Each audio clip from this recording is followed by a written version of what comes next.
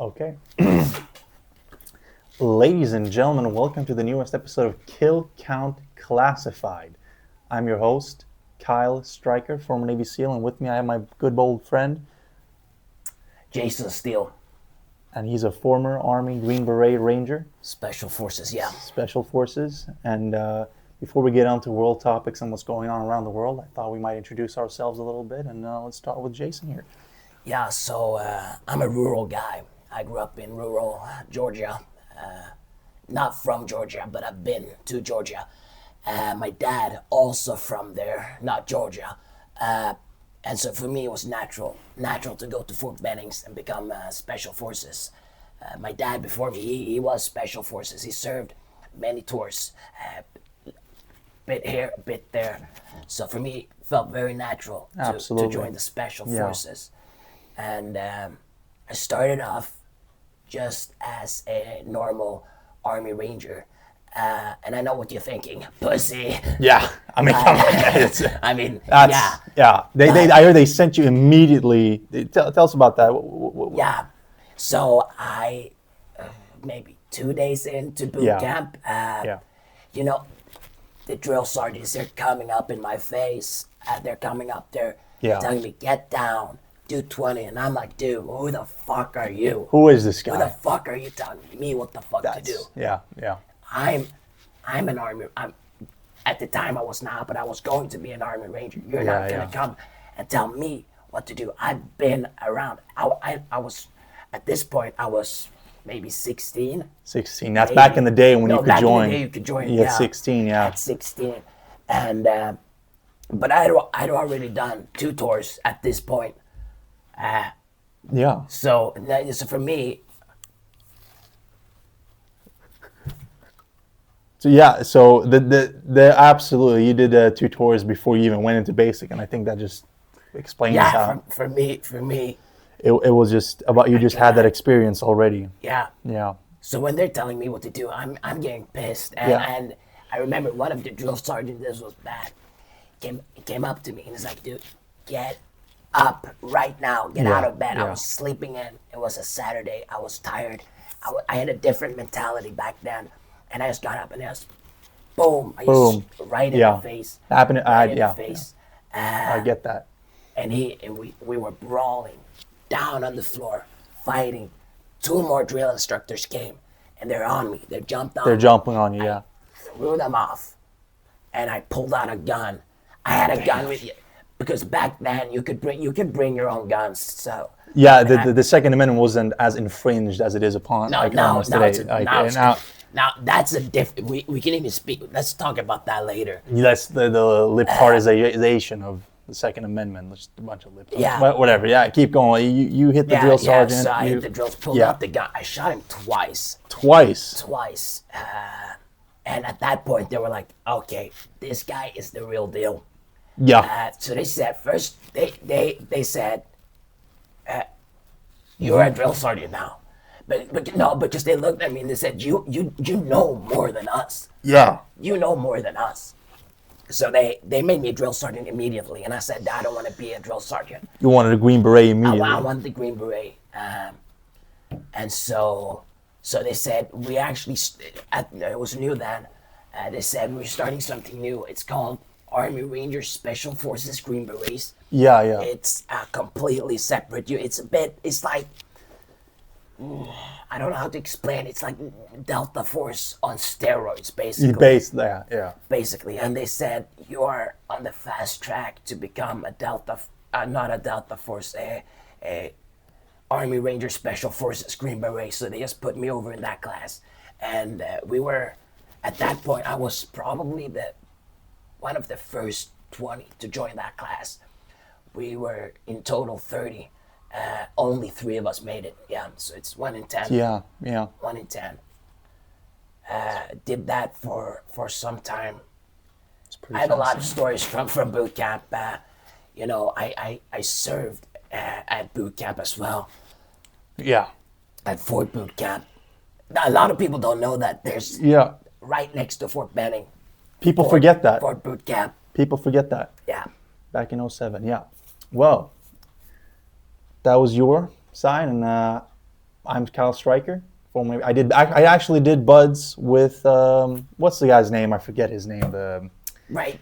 The David guy. Yeah. Goggins. Yeah. I served with him too.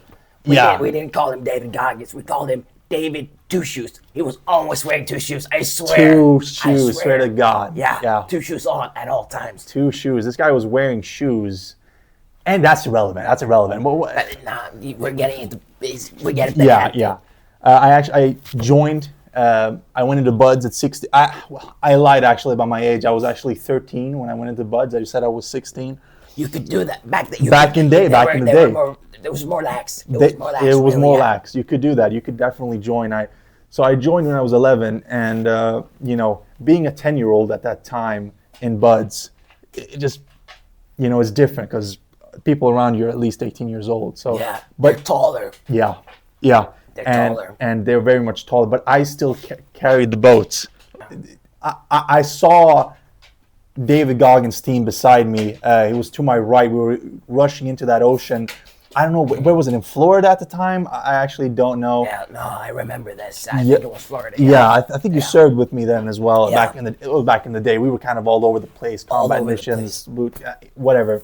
In between missions, we used to go back and just do buds again. Because for us, that's basically vacation, basically for us. Absolutely. I mean, I did buds 3 times, and to me, it was kind of a vacation kind of thing, and Yeah. So if you hear that, there's a dog. It's our canine. It's a canine. She actually is Special Forces. Green Beret canine. Killed Bin Laden. No, she actually did. She's got titanium teeth. I don't think we can see the canine, but there is a canine there. There's a canine there. Killed Bin Laden. Killed Bin Laden. I know there's this one guy running around. I don't even know who. Look that up. Who was the guy that's saying that killed Bin Laden? I'm looking that up. Look that up, because who killed Bin Laden? Bin Laden. Who did that? You see, that's bullshit. Yeah, what's his name? Yeah. SEAL Team 6, right? That's bullshit. First off, SEAL Team 6. Let me say I served in Team 6, and I was there with Bin Laden. And let me tell you, it wasn't that guy that's been going around podcasts. No. I want to look up his name. And who did that? Yeah, who shot Osama bin Laden? Let's see. O'Neill. That's bullshit. Listen, let me tell you, my canine.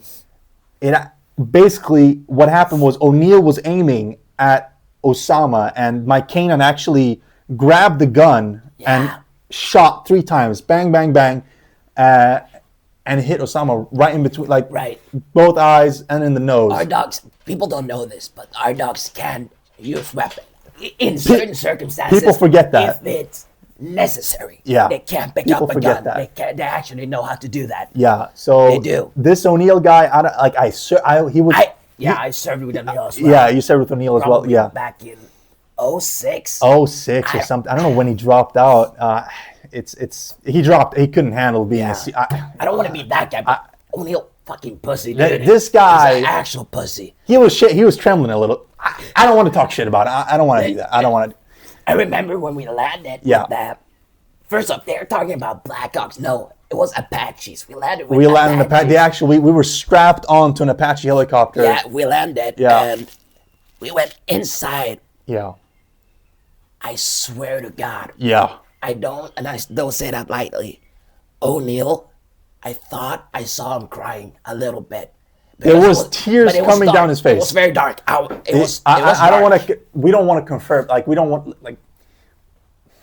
know. We don't know for sure. Could be anything. It could have been some wind, and he got a little teary-eyed from the wind. We were strapped onto a helicopter, going 300 kilometers an hour. It was pretty. Yeah. It was windy. It was windy. It was cold. It was very cold. It was very. I actually had frostbite on my hands, but I poured some hot water. It was fine. I just unfrosted my hands real quick. I can do that. And my dog canine went in, grabbed O'Neill's gun. O'Neill was about to shoot, but he was gonna kill one of the hostages. He was gonna kill.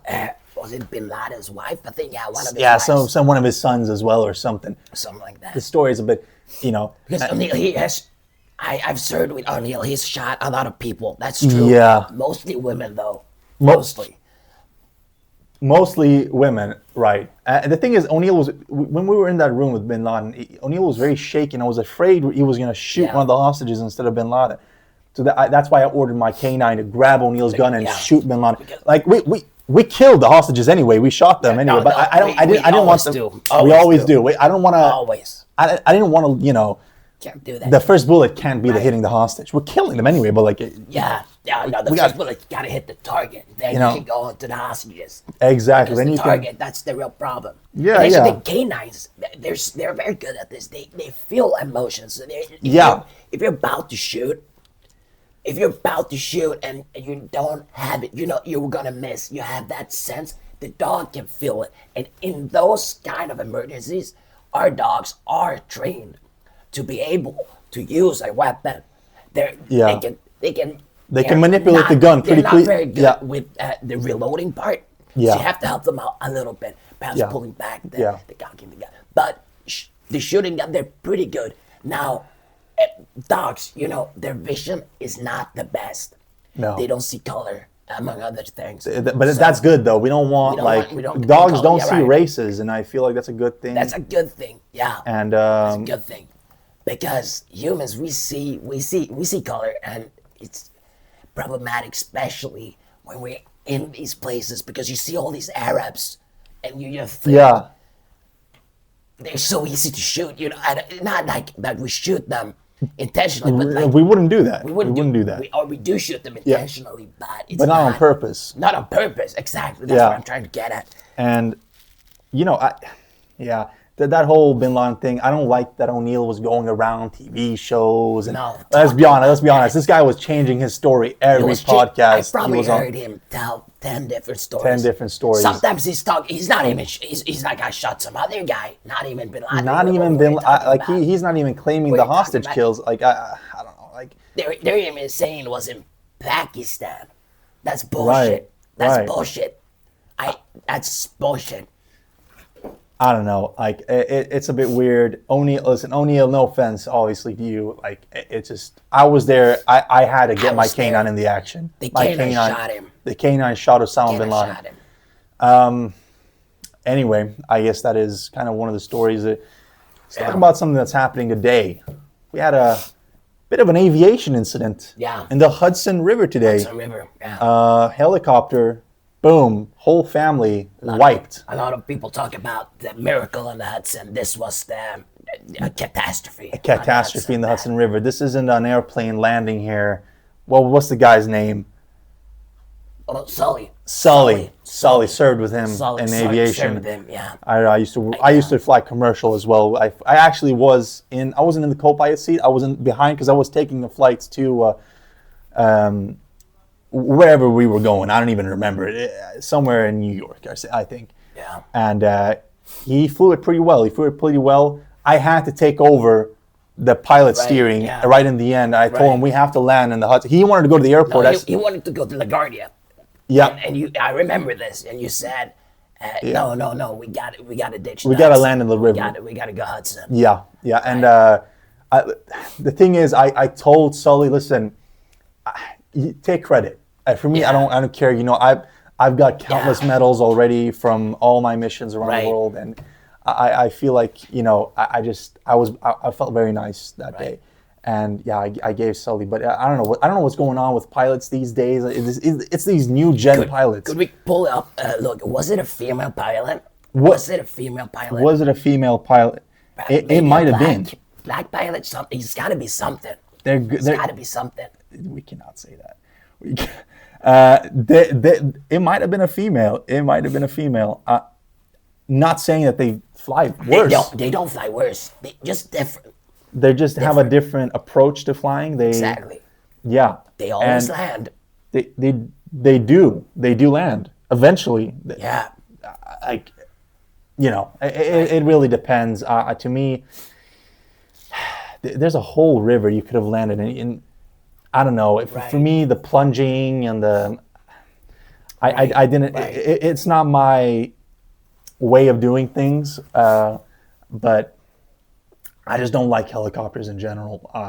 I remember when I was flying one in Pakistan. Had and, a few incidents in Pakistan. few as well, incidents yeah. in Pakistan. I had to land, and Bhutan as well. Oh, Bhutan is bad. Bhutan is bad. Bhutan is bad. Bad. Man, there were some guys there, some army guys, CIA I think or something. Right. They were just wiping villages for no reason. This was back in Nam. Just clearing up. This might have been places, 78, going crazy. 77. When was this? 77, I think. I don't know what it was with, I don't know. I mean, the people there, they're very nice. I remember this guy came up to me when we were doing a covert mission here in Bhutan, in a little village. We were going to capture some leader. This guy came up to me. This guy looks like a Mesopotamian copper trader. Have you seen the statues? He looked a little bit weird. I've seen those. Very nice guy. I had a really thorough conversation with him. Obviously, afterwards, I had to drown him in the river. I had to. But yeah, you have to. It's it's not. But those are just there's rules of engagement. It's not. We don't set these precedents. It's just how it has to be. And I remember when we were in Afghanistan, we were shooting, kids and children, just straight up, because and people have criticized me for this many times. Yeah. But I'm telling them, today they're a kid, tomorrow they're a terrorist. So it's you just gotta blow these kids away. It's not. It's it can get to you, especially when they're when they're real young. It can get to you, but you have to keep them. You have to keep Army Ranger mindset always. That's something we talk a lot about in boot camp. We talk a lot about him, You but gotta keep them. It's all the about children, the mindset. I knew this one pussy that was just, what was his name? This one sniper, Kyle. Yeah, pussy. This guy. First of all, he didn't get that many kills. No. Okay. No. And this guy was trembling every shot. People say, like, oh, this guy's the greatest sniper to live. He killed how many people in Iraq? I don't even know. I don't even remember the number because it's that irrelevant. Like, I don't even, like, I don't know. Bullshit. But I served with him, I remember, in boot camp. I was in sniper school with him, same year. And this guy was missing shots left and right. I don't want to spread rumors. They said that his, what's it called, the designator guy beside him, he pulled the trigger. He pulled the triggers. He shot a lot of people. It was the guy beside him with the binoculars that actually pulled the shots off. But allegedly, Chris Kyler paid this guy to get it so he can get the credit. Right. And not a humble guy. Not a humble guy. Big.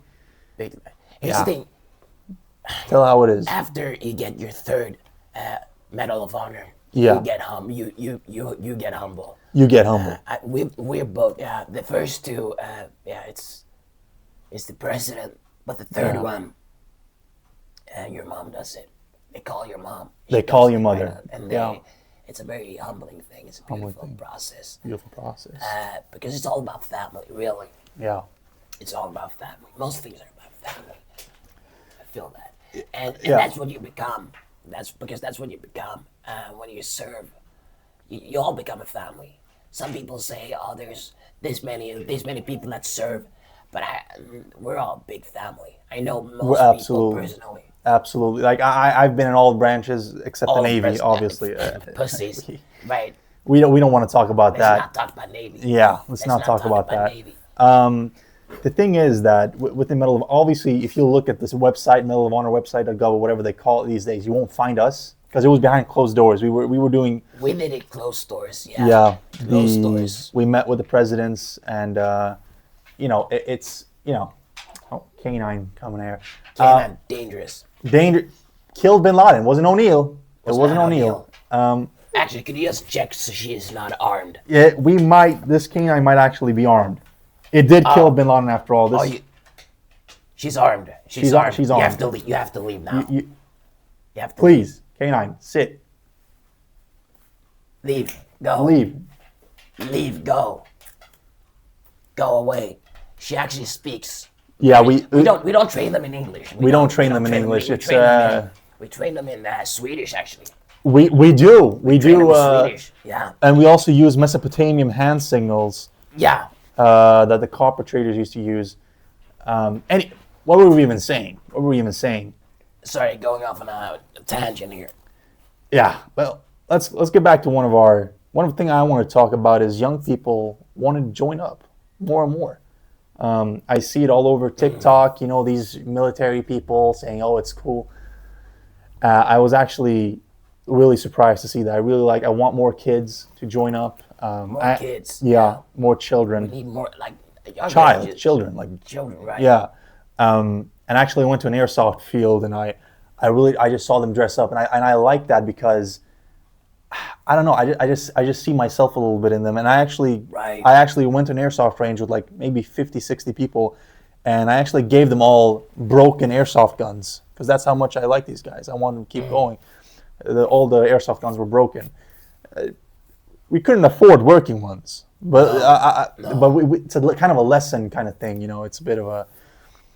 It's about staying humble. Really. It's about staying humble in the more trying times. Yeah. Yeah. It's about staying humble. And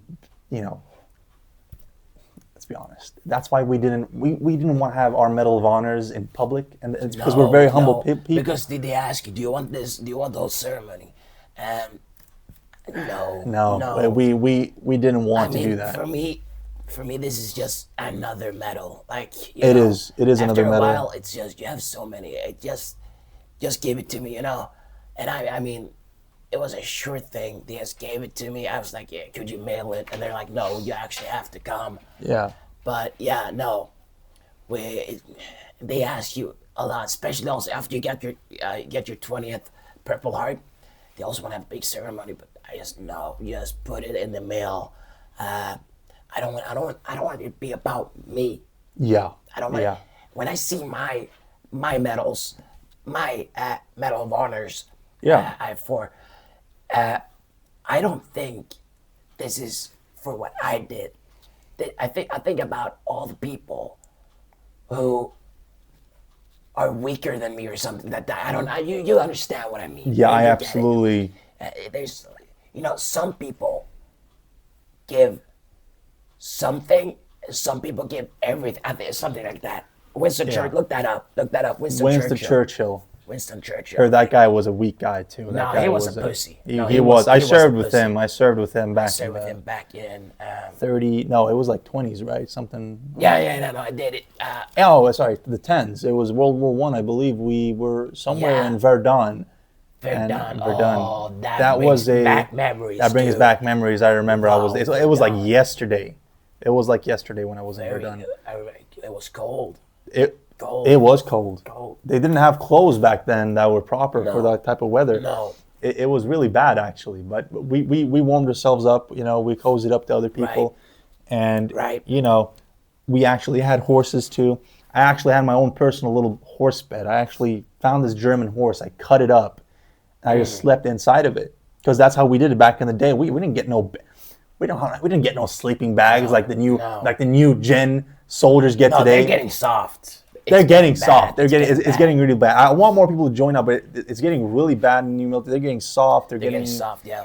They're giving them guns, sleeping bags. Yeah. Like we got no guns. No guns. When I did buds the first time, they gave us sticks and stones. Sticks and stones. I kid you not. Sticks and stones. We were using sticks and stones. Believe it or not. They got guns. What's that about? What is that about? But I don't know why they're giving recruits weapons, like automatic weapons. Like when we were in that room with O'Neill and my K9 and we were looking at Bin Laden and I held my stick up and I think what would these kids do nowadays if they had an actual rifle pointed at Bin Laden? Like they would just go like this, like no idea what no idea. And I'm so proud of my K9 the way he just grabbed the O'Neill stick and threw it right into Bin Laden's eye, and that's how he died, obviously. And I don't know, like people say, but what if you need a gun? What if your enemy has a gun? I'll take it. What do you mean? I'll fucking grab it. And do you think somebody? Yeah. Do you think somebody can? I'm a fucking Army Ranger Special Forces Green Beret. Do you think I cannot get a hold of your weapon? It's quick, like that, and I got your gun. Like that. No, it's quick. We don't need guns as SEALs. We don't need guns. They give us a fucking stick and a rock. Right. And when they say, you need a gun for this mission. They don't even give us a gun. They just send us in. What they us do is they strap us up in a little hummingbird helicopter. Yeah. And they put a parachute on our back and they just throw us out. Sometimes we don't even know what country we're in. We don't even know what country we're in now. I genuinely do not know where I am. Do not know. I don't know where I am. They put you somewhere. Yeah. And they just go do the mission. Usually we just start killing. We just start fucking blasting. You just start blasting. Usually the children first because and you work your way down and up. Down and up. That's the basics of any room clearing. Absolutely. Down and up. You go in, down, up, side, side. Yeah. And the children are the first ones you see, so you blast them. And it's just I don't know. I don't like the recruits nowadays. We shouldn't give them rifles. We shouldn't give them sleeping bags. I don't know. I don't trust people with sleeping bags. I'm not really sure what a sleeping bag is. I don't know. Like, is it do you have it on your back and you lay and it's like a pillow? Or like, what? Look that up, actually. I'm going to look that up real quick. I'm going to look that up. Sleeping bag. Sleeping bag. I look up the word sleeping bag and nothing is coming. It might be because I got my computer from the SEALs. We don't really use sleeping bags. So we don't, it's not really appearing on my screen. How do you spell that? Sleeping bag, I think it's like SLEP. Oh, this is for pussies. Look at this dude. Yeah, this is like, what is this even? I never even seen this. This is like an actual bed. They give recruits beds. Back in my day, they're talking about like now you can't hit them. You can't even hit them. You can't even hit recruits these days. Back in my day, they'd kill us. They would shoot you. They would shoot you. My drill sergeant, I remember we were on the bus. We were just about to get out in Florida, and drill sergeant straight up went to the guy beside me, blasted his face off. Yeah. Just killed him right there on the spot. They tried that with me as well. They shot me right here in the neck. I mean, you can't see it. It heals well. It's healed. But they did. Yeah, I actually had several bullets hit my face by a drill sergeant. Obviously, it's healed up now. You can't see. No. And what I did was I did a technique. It hadn't even been taught to us yet, but I just knew how to do it. And I just grabbed that. Right. I just grabbed that drill sergeant's gun, and I shot him. I shot the drill sergeant. I shot the drill sergeant. K9's going berserk. K9 is going a bit crazy. We're talking about Bin Laden, and he gets. She has okay. PTSD. We have to do a technique. Okay. He's got PTSD. They don't really have pills for dogs. No, dogs. It's eating it shouldn't eat that. That's our lighting equipment. That is our lighting equipment. Oh, there's no Bin Laden. I swear, there's no Bin Laden. He's dead. You killed him. He's dead. He's dead. Calm down. Call Jamie now. Call Jamie now. This is not good. Turn off the fucking mics, dude. Turn off the mics. This is bad. This is bad. We need to. Wait. Just one moment. We need to get this dog under control. The K9 is remembering things. Oh God. Oh shit. She's got it. She's got it. Okay. She's got it now.